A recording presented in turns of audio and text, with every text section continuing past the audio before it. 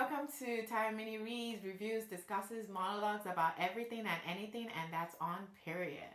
So today I'm going to be talking about, first of all, I just wanted to say thank you so much for the love and the support. I know a lot of people have been watching my videos, and I hope you guys are enjoying my videos. If you're new, hi, welcome. My name is Tayo, and if you're old, hi, thank you for coming back.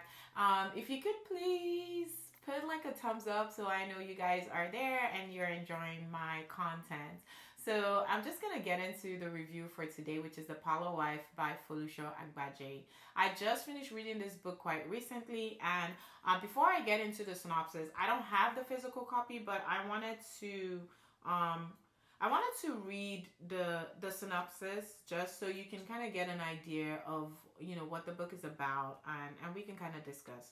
So Kehinde must put everything on the line to find herself during a time of war. Lagos, 1939. With the announcement of World War II and a change that sends shockwaves through her family, Kehinde is forced to put aside her dreams of writing and become the third wife of Mr. Ogunjobi. Kehinde makes her peace by selling snacks at a small market. When she gets the chance to assist the leader of the Lagos Women's Market Association fighting for the rights the British are trying to take away, Kehinde finally feels useful again. But if her husband finds out, he will abandon her. Can Kehinde find the courage to fight for herself and the other women of Lagos, or will she remain a caged bird, a parlor wife forever? A poignant story of a young Nigerian woman living with the consequences of a war her country didn't choose. So that's the synopsis of the book. First off, this is going to be a spoilery review. So if you haven't read the book, I sincerely urge you to go read it and maybe come back, because I'm going to be diving deep into some of the character works, and I don't want you to get spoiled, or some people actually want to know up front what they're going to be reading, and you're okay with that, whichever floats your boat. So let's get into it. So our protagonist is Kehinde. So in the Nigerian culture, when you have twins, they typically name them Taiwo and Kehinde, or Taye and Kehinde, whatever. So she has a twin brother called Taiwo, and from the very first chapters of the book, you can see that they have a kind of unique relationship where they are slightly antagonistic towards each other, and that was one of the things I did not like about the story, because based on my experience and just the way I've known twins, right? Twins are usually siblings that are so close. They always, most of the time, have like a really loving relationship.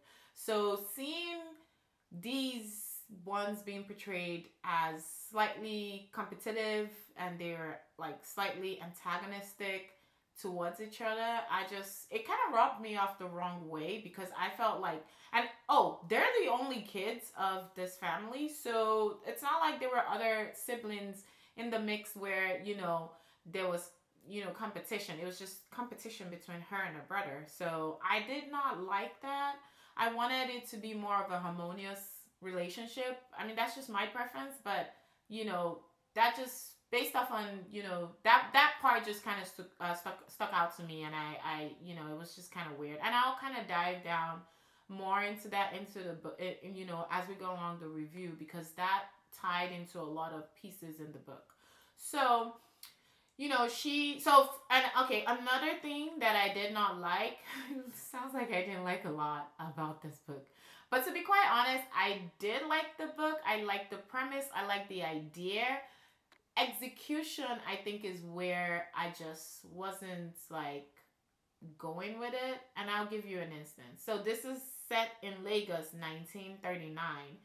But for some reason, it kind of read like a modern day Lagos. Like everything just felt like she was trying to fit a heel, like a shoe, into like a glove box, if that makes sense. The setting felt modern. Like what she was saying was like, yes, this is pre-colonial, but it just kind of felt modern. Like I didn't feel like I was in pre-colonial, pre-war, a pre-war period. And that was another thing that kind of stuck out. And so another thing that also stuck out was I was a little confused because it felt like they were poor or they didn't have a lot of money. But from like the second page or the second chapter, they have a birthday party, they have cake, they have presents, they invite people. I'm like, that doesn't come off to me as people that are impoverished, right? If you're really, really poor, I mean, cake is a luxury. It's not something, so they kind of made it seem like they were super poor, but that juxtaposition just didn't work. It just didn't sit right for me. So anyways, the whole general synopsis is there's this twin with her brother. She lives with her dad and her mom. Her dad is a fisherman. I think her mom is just a stay-at-home mom or wife. I don't think she had any. Oh no. She actually had a job. She was selling wares in the market. I don't even know if they actually said what she sold. Anyways, the mom, sold stuff in the market, and the dad was a fisherman. And the kids were going to school, but I guess there was like a scholarship, and they were like, well, we can only afford to send one, and so they chose the boy to further his studies, and the girl was gonna go stay home and go with the mom to the market and start like learning how to do a trade and stuff like that. Now, another thing I did not like was the fact that she was like, oh, her dad was always encouraging her, like, oh, you can be so much more than what you are. And at the end of the day, when it was time to figure out who was gonna go to school, they didn't even like ask, like, hey, do you want to go to school or do you want to further your studies? They just automatically assumed that the boy was a better option, and that was it. So I felt like, why would my father be telling me I can do so much better, but when it came down to it, he still chose my brother over me? So that was also kind of weird. So anyways, something happens in the family, and then she has to, I mean, she wasn't going to school, and then the war struck. So she had to get married to a man that was maybe 40 years older than her. I don't know if his name is mentioned, but obviously he was like a very older person, right? And then she had to get married to this older guy. She had to stop school. Well, she already wasn't going to school, and so her brother, he was the one who had the scholarship, but then he was like, you know what? I don't want to go to school, and I'm gonna go fight in the war. So I'm like, see, if she went to school, like that would have been a better, I mean, okay, focus. Anyways, so she goes on to marry the old rich man, and her brother goes to fight a war. But then before he goes, so they that's where the sibling competition or rivalry came in, because they were fighting, and he called her a coward, and he was like putting her down. So that's where I'm like, the sibling relationship was problematic for me, because I wouldn't call my sibling a coward, talk less a twin, right? So it just was off for me. So anyways, her real dream is to be like a editor or writer for a newspaper or something like that. So I mean, she has to abandon that dream, and then she goes to live with this man who already has two wives. So she's gonna be number 3, right? So she goes there, she meets her new family, right? And she's out of sorts. She's like, what is going on, trying to figure out her way. And it was, so the story up until then was actually okay. I didn't have any issues with that. And then after that, she, her new normal was she was now married. They didn't even have like a real marriage. It was just like a witness, a priest, and that was it. So anyway, she moves to this new house, and she's trying to figure out, her bearings. She's like, how the whole thing works, because she's now a co-wife, and then his other wives, her husband has kids, and so it's kind of like a big blended family. So anyways, they all have duties. They prepare supper, dinner, breakfast. They all have duties. So she gets, starts getting enmeshed into the family. Her husband gives her a store where she can start selling bean cakes. It's called akara. So she starts doing that, and then there was a part that kind of fell off. So this man is a guy, or it's a man, an older man, that she hasn't had more than 5 minutes of conversation with him, and they've never talked about anything substantial. But when she gets married, literally on the first night, she's telling him like, oh, I had a job as a publisher or editor or whatever the job was at this newspaper or this agency, and I would really want to do that. And he laughs at her and says, why would my wife be doing that? I have a shop that I rented for you. That's what you're gonna do.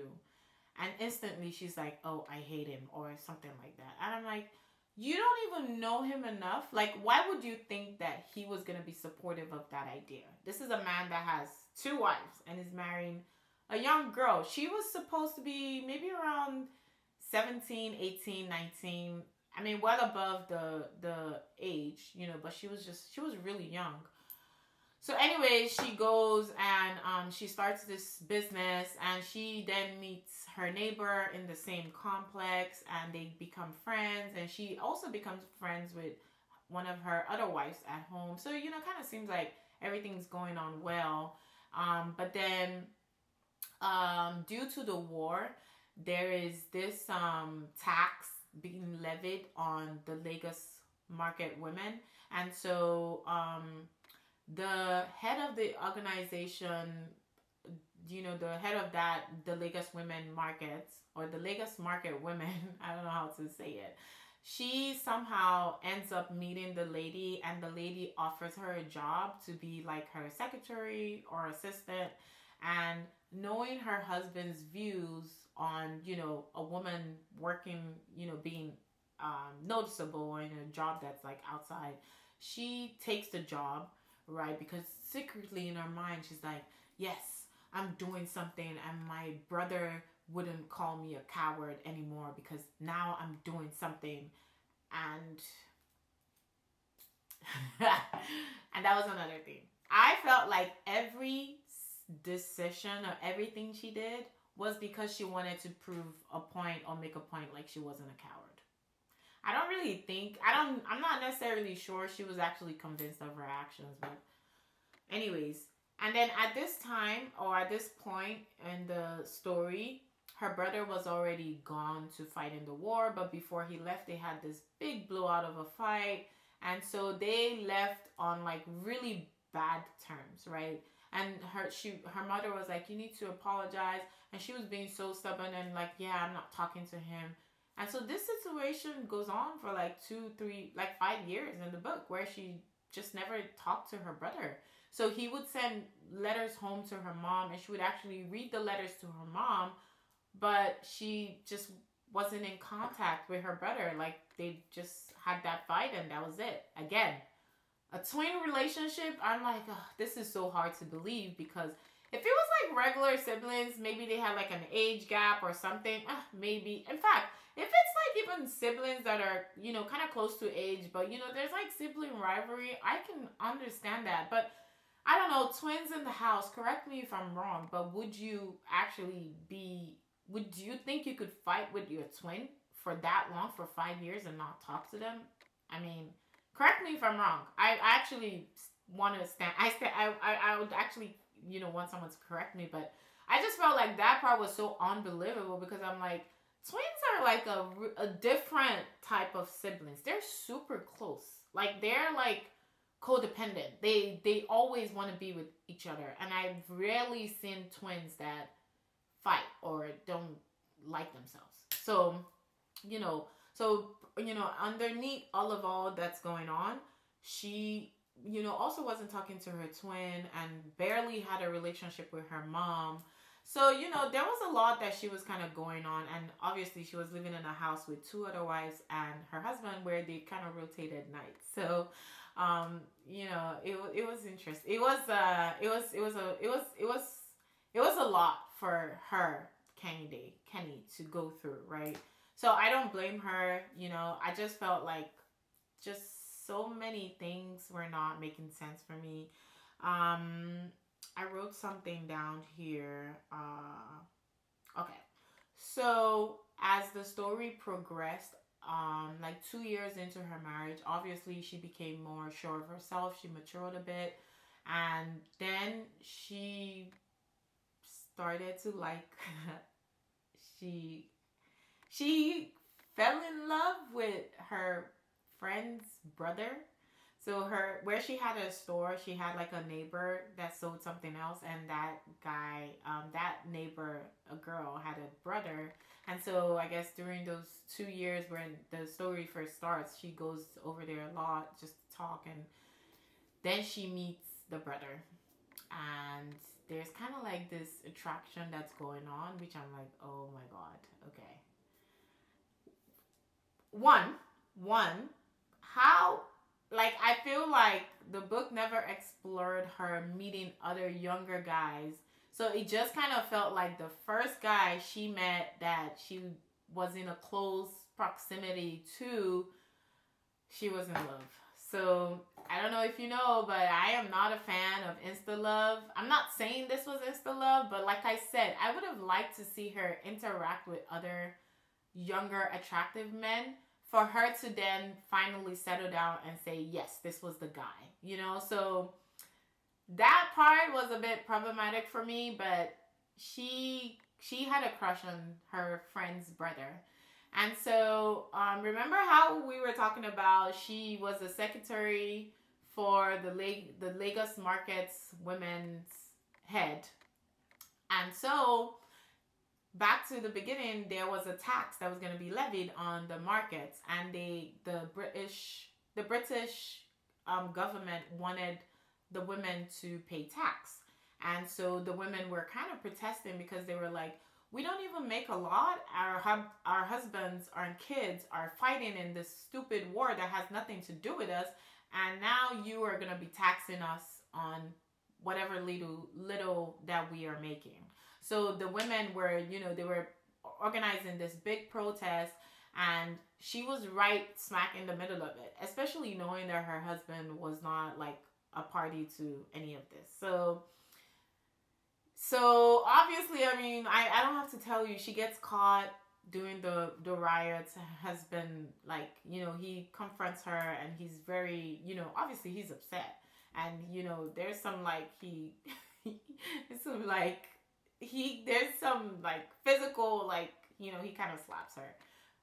Which that makes sense for the times, right? It's not something that was, husbands are considered like the owner of the wife, so he kind of smacked her a little, and warned her severely that you cannot do that, I absolutely don't want you to do that. And so she develops like this really a strong hatred for her husband, which again makes sense. She married this old, like, grandfather person, has no real relationship, they barely even talk, so I can get that, right? And I blame her parents for selling their child off to someone like that.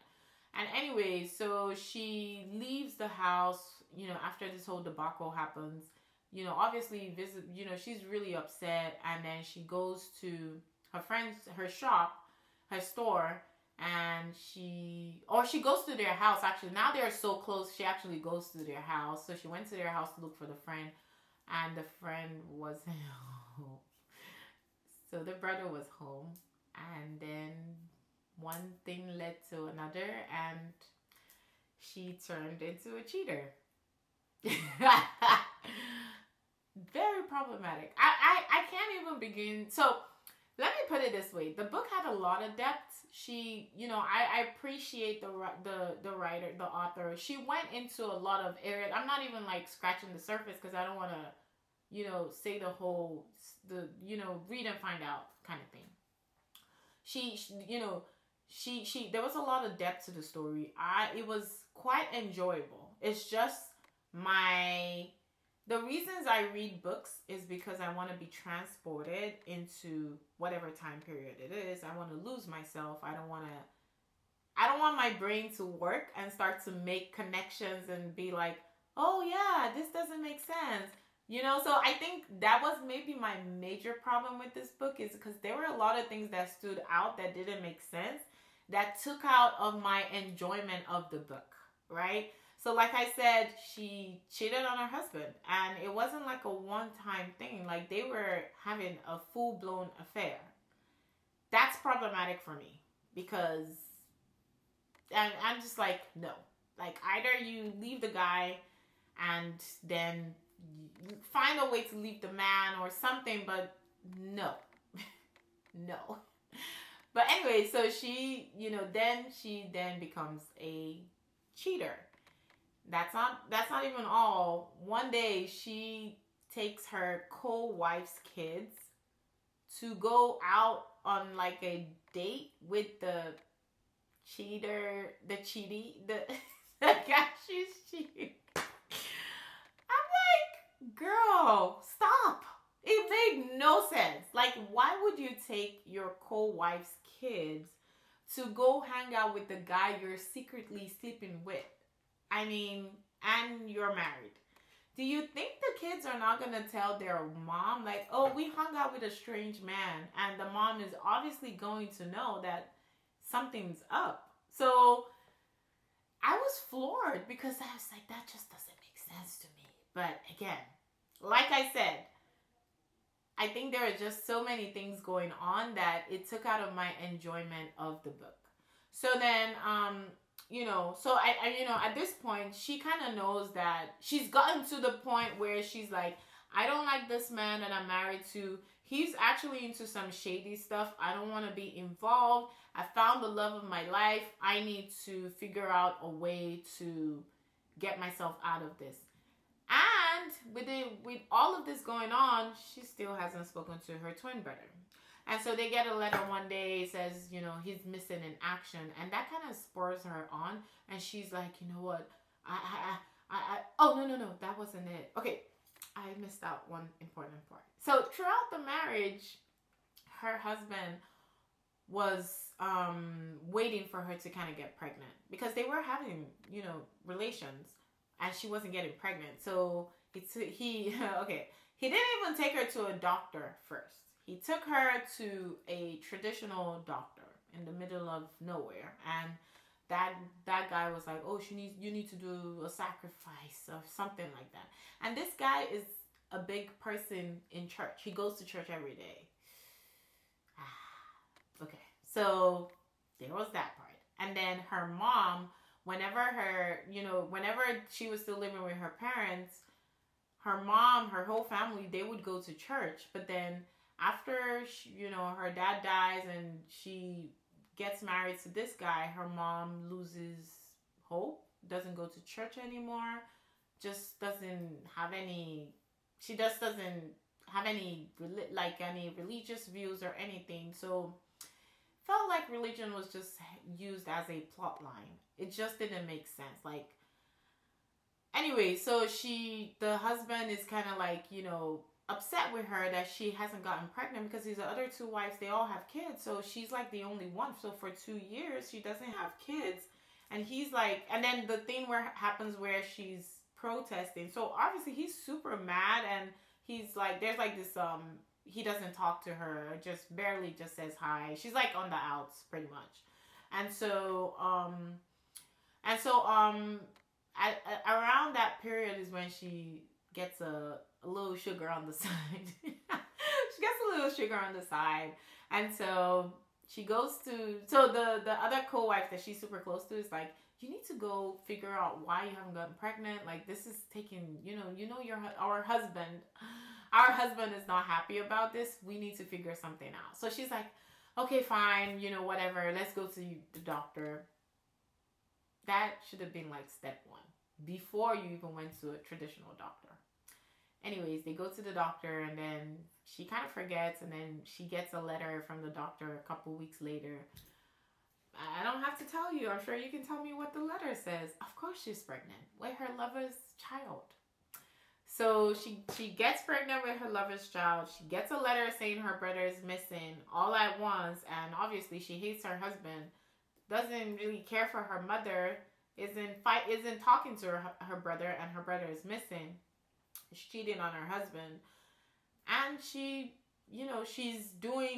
working with the Lagos market women that she's not supposed to. So there's a lot going on in this girl's life. So anyway, she decides that the best thing she can do is to run away with her lover, and so she enacts a plan to run away, but to go to London.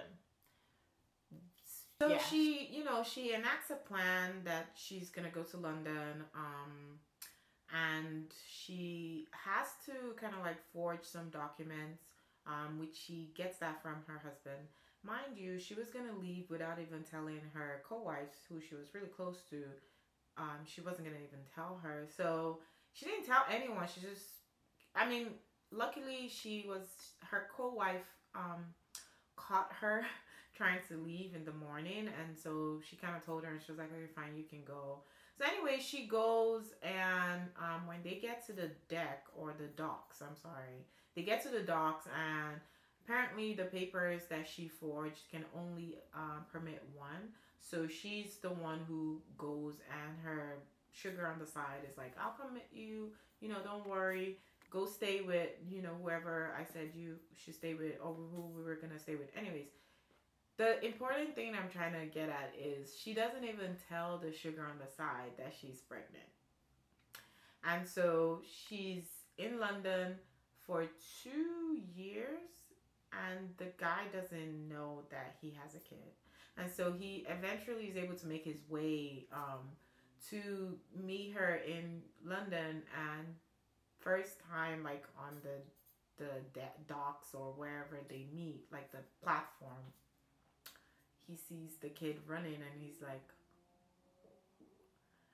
so it wasn't a bad read. I feel like this whole video is just, I have kind of been saying maybe negative things, but there were just a lot of things that took out of the enjoyment of the story for me. So not a bad read.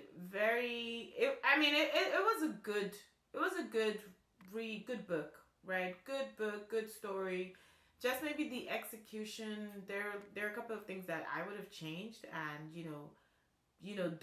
gone in different directions, right? So the Parlor Wife, read it if you can. Let me know in the comments below if some of the things that I said were something that struck to you whenever you read it.